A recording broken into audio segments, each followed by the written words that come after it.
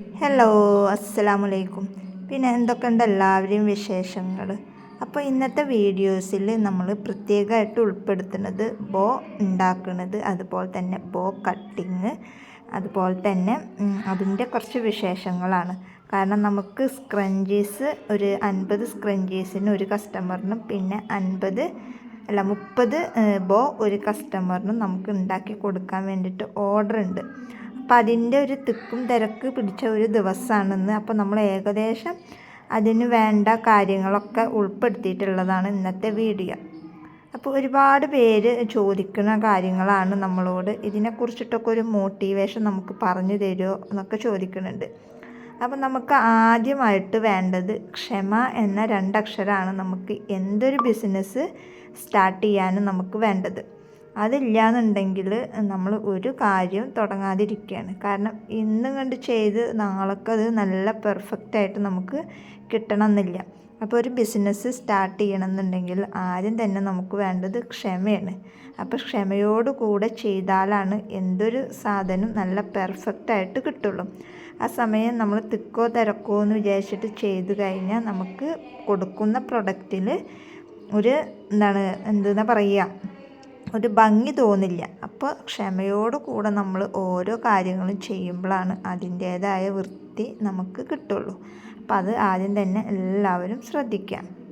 ഒരു ബോ നമ്മൾ ഉണ്ടാക്കണമെന്നുണ്ടെങ്കിൽ അതിൻ്റെ മെറ്റീരിയൽസ് നമ്മൾ കറക്റ്റ് ചെയ്തിട്ട് നമ്മൾ മുറിച്ചെടുക്കണം.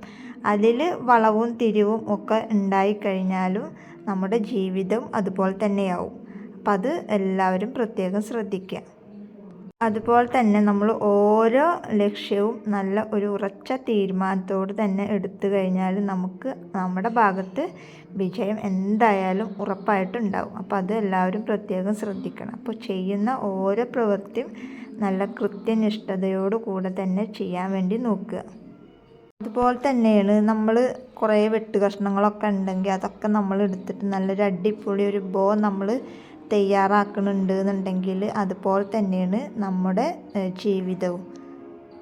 അതായത് നമ്മൾ ചെയ്യുന്ന ചെറിയ ചെറിയ പരിശ്രമങ്ങൾ നാളെ വലിയ വലിയ വിജയത്തിലേക്കുള്ള വഴിയാവും. അപ്പോൾ ഓരോ കാര്യങ്ങളും ചെയ്യുമ്പോഴും അത് കൃത്യനിഷ്ഠതയോടും നല്ല വൃത്തിക്കും ചെയ്യാൻ വേണ്ടി നോക്കുക.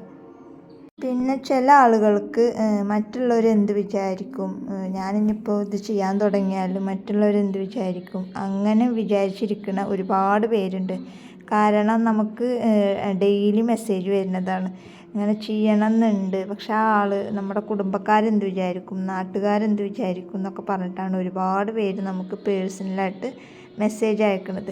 അങ്ങനെ അവരെന്ത് വിചാരിക്കും, ഇവരെന്ത് വിചാരിക്കും എന്ന് നമ്മൾ വിചാരിച്ചിട്ട് ഇരുന്ന് കഴിഞ്ഞാൽ നമ്മൾ അങ്ങനെ ഇരിക്കേ ഉണ്ടാവുള്ളൂ, നമ്മൾ എവിടെ എത്തില്ല. അപ്പം അതിനൊന്നും നമ്മൾ ചെവി കൊള്ളാണ്ട് നമ്മൾക്ക് എന്താണോ ചെയ്യാൻ താല്പര്യം എന്ന് വിചാരിച്ചാൽ അത് നമ്മൾ പെർഫെക്റ്റായിട്ട് നല്ല രീതിയിൽ ചെയ്ത് കൊള്ളുക.